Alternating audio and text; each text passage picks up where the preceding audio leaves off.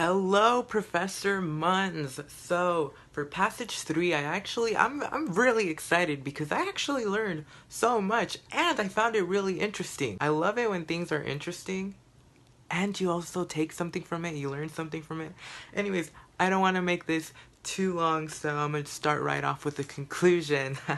So the conclusion I put, countries who harbor terrorism are enemies to the US.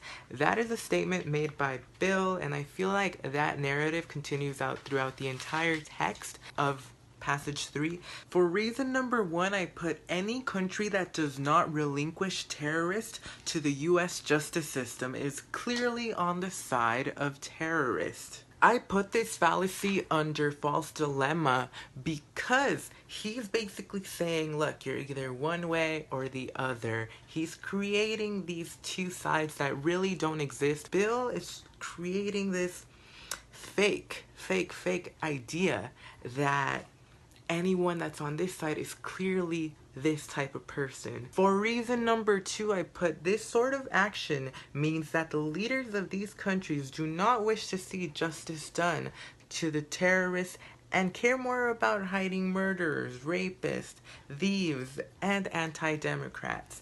To me, this is a red herring fallacy because at the end, he started saying about, oh, they clearly care about hiding the terrorists, rapists, the murderers. What does that have to do with the issue? He is creating a red herring. He is, again, distracting us from the main issue. Reason number 3 is actually my favorite, and it is by Taylor. At the beginning, she says, that's exactly the kind of argument that I would expect from someone who has relatives who have worked for the CIA. I thought that was clearly an ad hominem as she's kind of name calling him. Honestly, that statement kind of sounds like something that Trump would say during the debates. I thought it was just very kind of childish. You know, here we have Taylor discrediting Bill, completely just missing the mark. She's just like, of course, you have relatives for the CIA. What does this have to do with anything? Alright, this clearly is an ad hominem. My fourth and final reason comes from Taylor, as she says, once you start labeling countries that disagree with America on policy as enemies, then eventually almost all countries will be considered our enemies and we will be left with no allies. To me, that is clearly a slippery slope. She is fear-mongering. She is making assumptions that, oh, if this happens, then all of this will lead on. And she's making this chain reaction with zero evidence behind what she's saying. She's just making assumptions, and to me that's basically a slippery slope.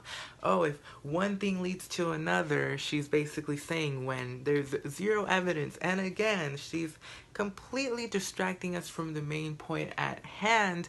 Ultimately, I wish there was more context with passage 3 because terrorism is it's such a broad term, especially during the debates last 2 years ago in 2016. Are they talking about refugees? Because a lot of people during the elections, there was a lot of fear going around with the refugees saying, oh, some of them might be terrorists.